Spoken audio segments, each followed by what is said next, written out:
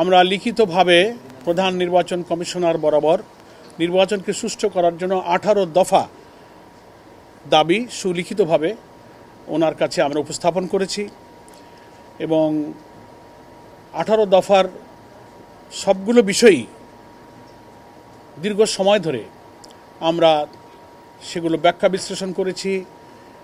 প্রধান নির্বাচন কমিশনার এবং তার পক্ষে কমিশনারবৃন্দ আমাদের প্রশ্নের এবং আমাদের দাবিগুলোর ব্যাপারে তারা আরও ক্লারিফিকেশন দিয়েছেন, কি কি পদক্ষেপ তারা নিচ্ছেন, তাদের সামনে কি কি চ্যালেঞ্জ আছে, কি কি টেকনিক্যাল অসুবিধা আছে, আর কি কি সম্ভাবনা আছে, সেগুলো যেমন তুলে ধরেছেন, তেমনি রাজনৈতিক দলগুলোর সহযোগিতার যে প্রয়োজন, বিশেষ করে জামাত ইসলামের কাছেও তারা সহযোগিতা কামনা করেছেন।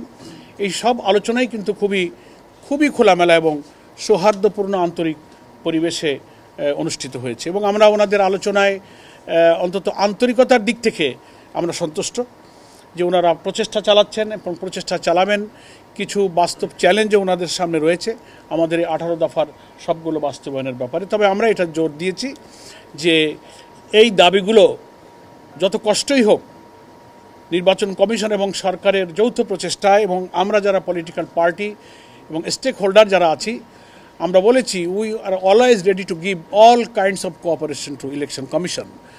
আমরা এটা দিতে থাকবো, কিন্তু সেই নির্বাচনটা আমাদেরকে সুষ্ঠু করতে হবে। স্পেশালি আমরা 18টা দফার মধ্যে গণভোটকে জাতীয় নির্বাচনের আগে করতে হবে এবং সেটা আগামী নভেম্বরেই এই নির্বাচনটা সম্পন্ন করতে হবে। কারণ বিস্তারিত ওখানে আমরা ব্যাখ্যা করেছি, সে বিস্তারিত প্রয়োজন নেই। এখানে সংক্ষেপ কথা হলো যে জাতীয় সনদ যে তৈরি হচ্ছে, জুলাই জাতীয় সনদে যে সমস্ত বিদ্যমান রাষ্ট্র কাঠামোকে পরিবর্তন করে যে সংস্কারগুলোর ব্যাপারে আমরা ঐক্যমত হয়েছি, জাতিকে তো সেটা জানতে হবে, জানার পরেই না তারা না ভোট দেবে। তো সেটা যদি একই দিনে ভোট হয় তো ভোটারও তো জানতে পারলো না। ডিউ টু দ্যাট কজ আমরা বলেছি যে সংস্কার এবং জাতীয় সনদের বিষয়গুলো ইলেকশন কমিশনকে পাবলিক করতে হবে, তারা ওয়েবসাইটে দেবেন, জনগণ জানবে, ভোটাররা সিদ্ধান্ত নেবে এবং সেটা নভেম্বরই হচ্ছে উপযুক্ত সময়। একই দিনে ভোট হলে নির্বাচন কেন্দ্রে সহিংসতা হতে পারে, 2-4টা কেন্দ্রে ভোট বন্ধ হতে পারে। তো জাতীয় নির্বাচন প্রতীক প্রার্থীর দ্বন্দ্বে ভোট বন্ধ হলে তাহলে গণভোটের দশাটা কী হবে? একই দিনই তো ভোট হবে, একই কেন্দ্রেই তো হবে, একই ভেন্যুতেই তো হবে, ভোট কাস্টিং কমে যাবে। এই সমস্ত অনেক টেকনিক্যাল প্রবলেম আলোচনা হয়েছে। ওনারা এগুলোর ব্যাপারে ওনারা কোনো নেতিবাচক কথা বলেননি, আমাদের কথা ধৈর্যের সাথে শুনেছেন, আমাদের যৌক্তিকতার কথাগুলো ওনারা বিবেচনায় নিয়ে ওনারা মনে হচ্ছে যে আমাদের কথার প্রতি ওনারা কনভিন্স হয়েছেন। নেক্সট আমরা বলেছি যে খুব দুর্ভাগ্য আমাদের যে গণপ্রতিনিধিত্ব আদেশ সম্প্রতি উপদেষ্টা পরিষদে যেটা সংশোধন হয়েছে, তার মধ্যে অন্যতম একটা বিধান হচ্ছে যেটা ইলেকট্রাল প্রসেস যে রিফর্ম কমিশন তারাও সুপারিশ করেছিল যে প্রত্যেকটি রাজনৈতিক দল তার জন্য নির্ধারিত প্রতীকেই তিনি নির্বাচন করবেন। কিন্তু বাংলাদেশের পলিটিক্যাল কালচারের কারণে জোটবদ্ধ রাজনীতির একটা কালচার রেওয়াজ আমাদের আছে, সেটা করার ক্ষেত্রেও নির্বাচন ব্যবস্থা সংস্কার কমিশন বলেছে যে জোট হতে পারবে কিন্তু প্রতীক হবে জোটবদ্ধ প্রত্যেক দলের দলের নির্ধারিত প্রতীকে তাদের ভোট করতে হবে, তার প্রতীক বাদ দিয়ে অন্য কোনো দলের প্রতীকে ভোট করা যাবে না। এটা লাস্ট ইলেকশন যে ইলেকট্রাল প্রসেস যে রিফর্ম কমিশন তারা এই সুপারিশটা করেছে এবং উপদেষ্টা পরিষদে এই সংশোধনটা অনুমোদিত হয়েছে। এটা হওয়ার পরে আমরা দেখলাম গত সম্ভবত 25 তারিখে একটি দলের পক্ষ থেকে এসে এটাকে আবার সংশোধন করার জন্য বলা হয়েছে, এটাকে আপত্তি জানানো হয়েছে। ইভেন লেভেল প্লেয়িং ফিল্ড লঙ্ঘন করে খুবই দুঃখজনকভাবে একটা তথ্য ওনারাই এখানে প্রকাশ করেছেন। ওনাদের দলে যে প্রতিনিধি এখানে এসেছিলেন 25 তারিখে, মিডিয়াতে এসেছে, আপনারা হয়তো তার সাক্ষী আছেন, ওনারা বলেছেন যে এই সংশোধনটা পরিবর্তন করতে হবে, আমাদের দাবি মানতে হবে। এটা আমাদের এক নেতার সঙ্গে একজন উপদেষ্টার কথা হয়েছে, একটা জেন্টলম্যান এগ্রিমেন্ট হয়েছে। আমরা খুব বিস্ময়ের সাথে আজকে চিফ কমিশনারকে বলেছি যে লেভেল প্লেয়িং ফিল্ড ভঙ্গ হওয়ার এর চেয়ে আর মানে কি বলবো ন্যাকেট উদাহরণ আর কী হতে পারে, যে এটা একটা কমিশনের সিদ্ধান্ত, উপদেষ্টা পরিষদের সিদ্ধান্ত সংশোধন হয়ে গেছে, তারপরে কি একজন উপদেষ্টা একটা দলের নেতার সাথে জেন্টলম্যান এগ্রিমেন্ট করতে পারে সেটা সংশোধনের ব্যাপারে, যেগুলো এত পলিটিক্যাল পার্টির সাথে জড়িত, জাতির সাথে জড়িত, সুষ্ঠু ভোটের সাথে জড়িত? এটা ওনারা শুনেছেন। আমরা এটার উপরে ঘোর আপত্তি দিয়েছি যে এটা কোনো ক্রমেই সংশোধন করা যাবে না। সংশোধিত যে বিধান আছে সেই বিধানের ভিত্তিতে নির্বাচন হতে হবে। লিলি বিউটি সোপ, যার অ্যান্টি এজিং গুণ তারুণ্য ধরে রেখে ত্বকে করে উজ্জ্বল। তারুণ্যময় উজ্জ্বল ত্বকের জন্য রিমার্ক। তারপরে সিসি ক্যামেরা বুথগুলোতে স্থাপন করা, ওনারা চেষ্টা করছেন। এর অনেক টেকনিক্যাল এবং ফিনান্সিয়াল চ্যালেঞ্জ, সেগুলো ওনারা ফেস করার কলাকৌশল খুঁজছেন এবং আরও অনেক ব্যবস্থাগুলো নিয়ে আমরা আলোচনা করেছি। আইন শৃঙ্খলা পরিস্থিতি এবং লেভেল প্লেইং ফিল্ড, আমাদের সকল রাজনৈতিক দল যেন নির্বাচনের মাঠে সমান অধিকার, সমান সুযোগ সুবিধা, যা ইলেকশন কমিশনে, নির্বাচনী আইনে, আরপিওতে যা যা দলের জন্য প্রযোজ্য, সবাই যেন সমানভাবে ভোগ করতে পারবেন, এগুলো আমরা অনেক কথাগুলো তুলে ধরেছি। আর একটা কথা আমরা বলেছি যে নির্বাচন প্রক্রিয়ার সাথে সংযুক্ত যারা কর্মকর্তা কর্মচারী থাকবেন, প্রিজাইডিং, পলিং, ইভেন আনসার, অন্যান্য, তারা যেন ভোট দিতে পারেন।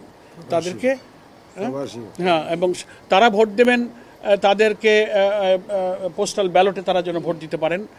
আর প্রবাসী ভোটার যারা 1 কোটির উপরে, যে ভোটারের ব্যাপারে প্রথমেই জামাত ইসলামী ইলেকশন কমিশনে আমরা দাবি করেছিলাম রিটেন, এবং নীতিগতভাবে তারা একমত হয়েছিলেন। এবং তারপর থেকে আমরা ইলেকশন কমিশনের প্রতি কৃতজ্ঞ যে তারা এই প্রক্রিয়া অব্যাহত রেখে এখন একটা পরিণত জায়গায় নিয়ে যাচ্ছেন, এবং সেই প্রবাসী ভোটাররা ভোট দেওয়ার ব্যাপারটা যেন সহজ প্রক্রিয়া দিতে পারেন, কোনো জটিল না হয়।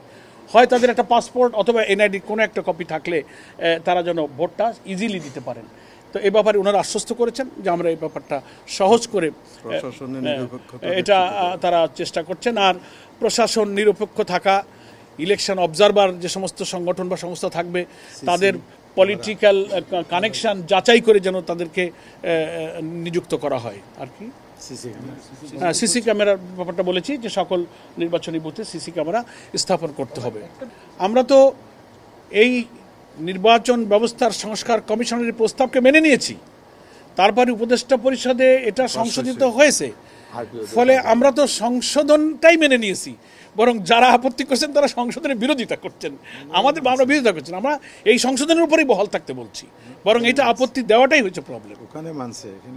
ওখানে মানছেন কেন? যখন নির্বাচন ব্যবস্থার যখন সংস্কার কমিশন আলোচনা হল, তখন তো ওনারা আপত্তি দিতে পারতেন, রিটার্ন আলোচনা হতে পারতেন, অনেক প্রক্রিয়া তো ছিল, কিন্তু সেখানে মানা হলো। উপদেষ্টা পরিষদের মিটিং হয়ে গেল, তারপরের দিন এসে চিঠি দিয়ে বলছেন যে না, এটাকে সংশোধন করতে হবে। আমরা মনে করি এটা একটা অ্যালার্মিং, যে লেভেল প্লেইং ফিল্ড লঙ্ঘন করার এই প্রবণতা ইলেকশনের 4 মাস আগে, এটা আমাদের সুষ্ঠু নির্বাচনের জন্য একটা অশনি সংকেত।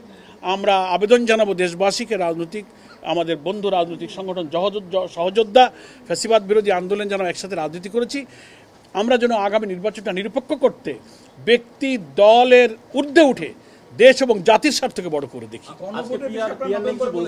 না, পিআর আমাদের কোনো সাবজেক্ট ছিল না আজকে। নো, এই দাবির উদ্দেশ্যে আমাদের কর্মসূচি অব্যাহত আছে।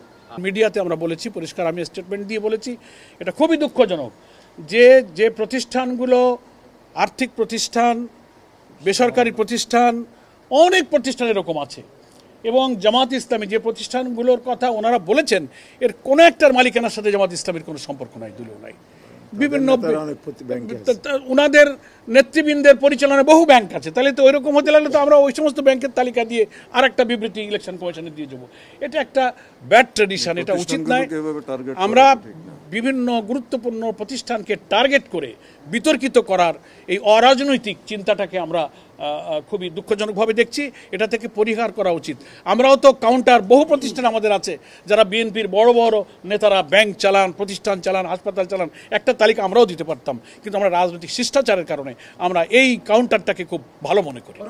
এবং আমরা লিখিতভাবে নিরপেক্ষ থাকা, অবৈধ অস্ত্র উদ্ধার করা, চিহ্নিত সন্ত্রাসী যারা ভোটার এবং ভোট কেন্দ্রে ডিস্টার্ব করতে পারে আগে ভাগে গ্রেফতার করা, এই সমস্ত ব্যাপারে এই 18 দফার মধ্যে কিন্তু লিখিত আছে।